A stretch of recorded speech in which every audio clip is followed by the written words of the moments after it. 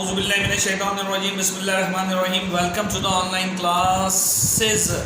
Okay, so today we are going to start with the lecture number 5 of our chapter number 1, Fundamental of Chemistry. And you are listening me, Muhammad Mazhar Manzoor here. And today we are going to start with the basic definitions, which are the fundamental concepts of a chemistry, such as matter, atom, substance, डाईपोली और mono Atomics atoms क्या होते हैं, इन सब चीज़ों को we are going to discuss इंशाल्लाह ताला. So let's start our today's lecture in a proper fashion. Hello viewers, if you like our online lectures, so keep like, share and subscribe our YouTube channels, the NCPSS and the HSPSS online lectures, and the next one is Professor M.M. Manzoor official. Okay, welcome back after the ad. और आपने जो है test your self भी अपने last lecture में किया था. So let's start our basic definitions. Matter के बारे में मैं शुरू से ही बताता आ रहा हूँ आपको कि मैटर है क्या, कि विच है सम मास एंड ऑक्यूपाई स्पेस. यही बात कर रहा हूँ ना, बस यही मोटी सी बात याद रखनी है आपने. मेन और मास्टर डेफिनेशन मैटर की हमारे पास यही है कि उसका क्या होगा, कुछ मास होगा और कुछ ना कुछ वो वज़न रखेगा. जो चीज़ वज़न रखे और कुछ मास रखे वो क्या कहलाती है, मैटर कहलाती है. एक बात. दूसरी चीज़ ये कि देखें इसकी 3 स्टेजेस हैं, सॉलिड, लिक्विड और आखिरी क्या है हमारे पास, गैस है. लेकिन अगर आपको आज की डिस्कशन याद हो, एरिक कॉर्नेल याद हो, ऊपर आइंस्टाइन से उसने 4th स्टेट ऑफ मैटर भी बताई थी, तो आपके होमवर्क में ये मौजूद होना चाहिए. और मैंने वहाँ पे बोला था प्लाज्मा है. ये देखिए नज़र आ रहा है आपको. उम्मीद है लर्निंग में मज़ा आ रहा होगा, क्योंकि ये चीज़ हम दूसरी बार सुन रहे हैं. दूसरे बच्चे पहली बार सुनेंगे, लेकिन आपने दूसरी बार सुनी.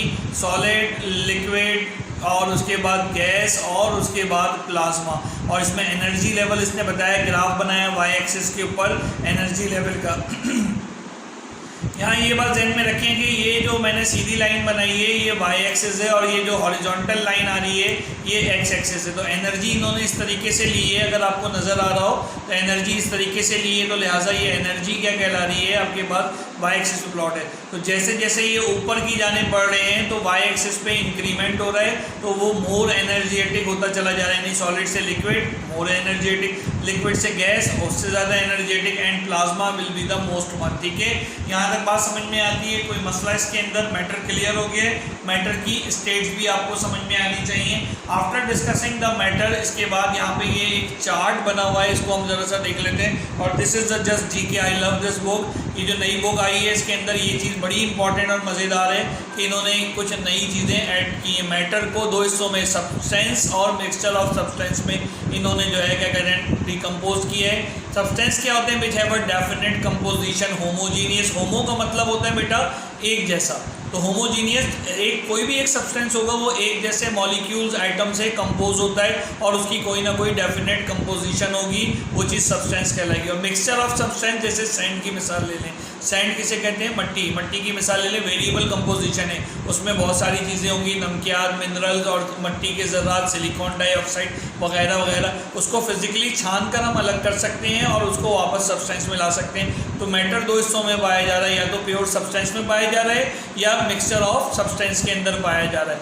मिक्सचर ऑफ सब्सटेंस की अगर बात होगी तो होमोजीनियस मिक्सचर्स भी होते हैं. इस होमोजीनियस का मैंने मतलब अभी बताया था, यानी कि यूनिफॉर्म होंगे, एक जैसे होंगे, जैसे कि solution, air, trap water, gold वगैरह वगैरह. सही है. और हेट्रोजीनियस मिक्सचर भी है जो कि नॉन यूनिफॉर्म होंगे डिस्टिंक्ट फेजेस में, जैसे सोप, उसके बाद कॉन्क्रीट और जो है ग्रेनाइट वगैरह वगैरह. ये सब किसकी मिसालें, हेट्रोजीनियस मिक्सचर की है. सब्सटेंस इसी तरह से 2 हिस्सों में क्लासीफाई किया जाता है, एलिमेंट और कंपाउंड के अंदर. अब देखिए मैटर से हमारे हैं एलिमेंट, कंपाउंड और मिक्सचर. ये पुरानी बुक हुआ करती थी हमारे ज़माने में, उसमें ये सब अलग से होता था.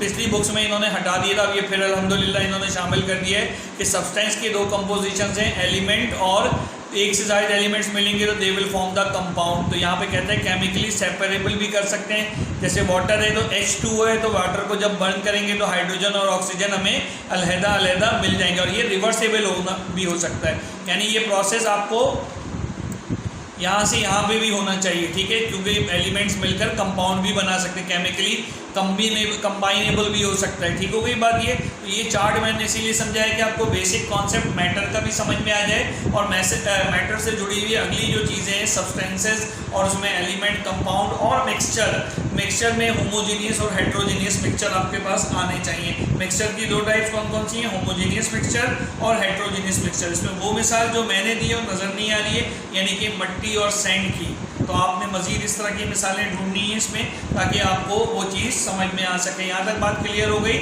इसके बाद हम आते हैं एटम के ऊपर। एक एटम, आइटम नहीं बोलना, एटम बोलना है, ठीक है। आइटम बोलेंगे तो वो किसी भी शय को कहते हैं आइटम, ठीक है। घर में जैसे अम्मी ने 3 आइटम्स मंगाए, 3 चीज़ें मंगाई, 3 अशिया मंगाई, शय की जमा अशिया। लेकिन यहाँ एटम की बात हो रही है, तो एटम क्या है, according to the Dalton, smallest particle of a matter made up of smallest particle which is known as atom. यहाँ पे आ भी रहा है। इसका बेसिक यूनिट क्या है, ये किसका बेसिक यूनिट है, मैटर का है। डिफाइंड स्ट्रक्चर ऑफ एलिमेंट, इसका ये फिक्स स्ट्रक्चर है। अब फिक्स स्ट्रक्चर क्या है, ज़रा सा इसको देखते हैं हम यहाँ पर। चलें जी, इसको शुरू करते हैं। यहाँ पे सबसे पहली चीज़ इसका फिक्स स्ट्रक्चर देखिए। तो एक देखें, ये ऑर्बिट बन रहे हैं ना, मैं दोबारा रेप्लिका कर रहा हूँ, इसमें मुख्तलिफ ऑर्बिट बनते चले जा रहे हैं। ये ऑर्बिट्स हैं। ऑर्बिट का एक सेंटर पार्ट है, ये सेंटर पार्ट है। इस सेंटर पार्ट पे प्लस चार्ज होगा और न्यूट्रॉन होंगे। यानी ये जो न्यूक्लियस है, इस न्यूक्लियस के ऊपर आपके पास, न्यूक्लियस के ऊपर दोनों चीज़ें मौजूद होंगी। इसको न्यूक्लियस लेबल कीजिए और इसको आप लेबल कीजिएगा ऑर्बिट। ये ऑर्बिट हैं। ये ऑर्बिट में कौन होते हैं, ऑर्बिट में बेटा आपके पास इलेक्ट्रॉन्स होते हैं। कौन होते हैं, छोटे छोटे से इलेक्ट्रॉन्स होते हैं। इलेक्ट्रॉन के ऊपर माइनस चार्ज होता है। कौन सा चार्ज होता है, इलेक्ट्रॉन पे माइनस चार्ज होता है। और ये जो न्यूक्लियस है, न्यूक्लियस में प्रोटॉन यानी प्लस चार्ज, और ये चीज़ें नज़र आती हैं। डायग्राम मैंने दोबारा डायग्राम पे बना दी, उम्मीद अच्छी लग रही होगी आपको मेरी बनाई हुई भी डायग्राम। तो इसका मतलब atom is a smallest particle of an element. किसी भी मैटर का स्मॉलेस्ट पार्टिकल एटम, इसी तरह से एलिमेंट का। इसका मतलब ये नहीं है कि मैटर ही एलिमेंट होता है। मैटर की एक सब्सटेंस है जो कि फाइनाइट है, उसको हम जो है क्या कहते हैं, एलिमेंट कहते हैं। ऊपर हम पढ़ के आ चुके हैं, डू यू नो के अंदर, है ना। समझ में आ रही है बात, ये कोई मसला इसके अंदर। और जबकि प्रोटॉन और न्यूट्रॉन कहाँ पे सिचुएटेड होते हैं आपके पास, यहाँ देखें डायग्राम में भी इन्होंने बताया, मैंने बताया कि न्यूक्लियस में यानी सेंटर पार्ट के अंदर प्रोटॉन न्यूट्रॉन, और ऑर्बिट के अंदर कौन सा होते हैं, इलेक्ट्रॉन होते हैं। एटम को क्लियर हो गया।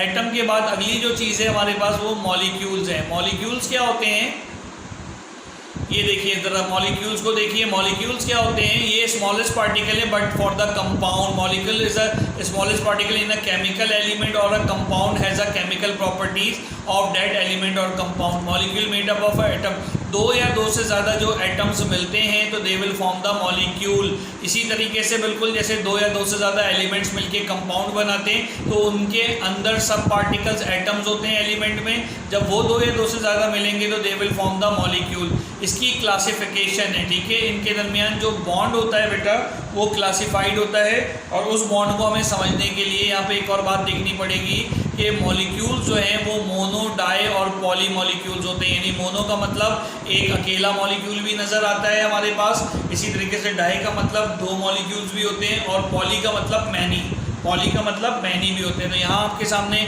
हीलियम की एग्जाम्पल दी हुई है, इन्होंने नज़र आ रही है आपको, हीलियम की एग्जाम्पल है। ये देखें हीलियम की एग्जाम्पल है। तो ये जो हीलियम है ये आपके पास मोनो एटॉमिक है, एक सिंगल एर्गॉन है, क्रिप्टॉन है, जिनॉन है, इसी तरह से रेडॉन है, रेडियोएक्टिव एलिमेंट है।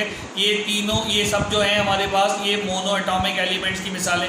डाई एटॉमिक की हमने पीछे एग्जाम्पल पढ़ी थी, जो सबसे पॉपुलर है वो ऑक्सीजन O2, इसी तरह से क्लोरीन है, ब्रोमीन है, आयोडीन है, और नाइट्रोजन भी हमें नज़र आ रहा है डाई एटॉमिक के अंदर। सही है, समझ में आ रही बात ये। सिमिलरली पॉली एटॉमिक में, पॉली का मतलब 1 से ज़ायद होंगे, जैसे ओजोन O3, 3 ऑक्सीजन के मॉलिक्यूल जुड़े हुए हैं। कितने जुड़े हुए हैं इधर हमारे पास, 3 ऑक्सीजन के मॉलिक्यूल्स हैं। ये अगर आप गौर से देखें डायग्राम 3, इसीलिए इसका फॉर्मूला आपको नज़र आ रहा है O3। फॉस्फोरस है तो P4, अगर सिर्फ, और जो सल्फेट है तो acid, rhombic sulphur, monoclinic sulphur के फार्मूले ही हमारे पास, मोनोक्लिनिक है आई थिंक सो ये। तो ये आपके पास S8 की शक्ल में नज़र आ रहा है। तो बहुत सारे मॉलिक्यूल्स एक साथ कनेक्टेड हैं और they are forming the molecule. So these are known as a polyatomic, यानी कि 1 से ज़ायद आइटम्स मिलकर जो मॉलिक्यूल बना रहे हैं we call them a polyatomic molecules. और 2 एटम्स मिलके जो मॉलिक्यूल बना रहे हैं वी कॉल द डायटॉमिक। और मोनो का मतलब सिंगल आइटम ही एलिमेंट के तौर पे, मॉलिक्यूल के तौर पे रिएक्ट कर रहा है, तो लिहाजा वो क्या कहलाएगा हमारे पास, क्या कहलाएगा, सिंगल। जल्दी से बता दो, मोनो एटॉमिक कहलाएगा। Well done. इसके बाद सब्सटेंस से ऊपर आप पढ़ के आए हैं। कोई भी सब्सटेंस होता क्या है, वो जो piece of matter, for example ये नमक के टुकड़े, ये डायमंड नज़र आ रहा है, ये सल्फर गंधक जिसे हम कहते हैं, तो ये सल्फर नज़र आ रहा है, ये सब सब्सटेंस है। अब आप अपने इर्द गिर्द देखिए तो ऑक्सीजन के जो गैसियस स्टेट है वो भी, ये घर में जो अम्मी सोडियम बाइकार्बोनेट NaHCO3 जो यूज़ करते हैं, फार्मूला क्या लिखा है मैंने, क्या कहा, Na सोडियम के लिए इस्तेमाल होता है तो ए छोटा आएगा, और बाइकार्बोनेट HCO3 होता है तो NaHCO3 बेकिंग सोडा। इसी तरीके सोडियम क्लोराइड जिसे टेबल सॉल्ट कहते हैं, पीछे लेक्चर 1 में गुजर चुकी है ये बात। इसी तरीके से प्योर शुगर जिसको सक्रोज कहते हैं, C12H22O11 फार्मूला इसका। वाटर का H2O है, डायमंड कार्बन जो है हमारे पास, तो सी की कम्बिनेशन है, सल्फर S होता है, टिन का TI होता है हमारे पास फार्मूला। तो you will see the things along your self. उसके बाद एलिमेंट है, सब्सटेंस में ही हमें पता है एलिमेंट्स और कंपाउंड बनते हैं। नहीं याद आ रहा तो ये देख लो भाई, ये पीछे हमने जो है ये टेबल पढ़ा था, सब्सटेंस के अंदर एलिमेंट और कंपाउंड बन रहे होते हैं। ठीक हो गई बात, ये क्लियर हो गई। तो यहाँ तक आपने जो गो थ्रू किया, इधर तक बात करने के बाद अब हमारा नेक्स्ट स्टेप है एलिमेंट्स का, कि व्हाट आर एलिमेंट्स और what how to write the symbol. ये पूरा एक प्योर लेक्चर है बेटा, ये इंशाल्लाह अगले लेक्चर के अंदर हम कवर करेंगे।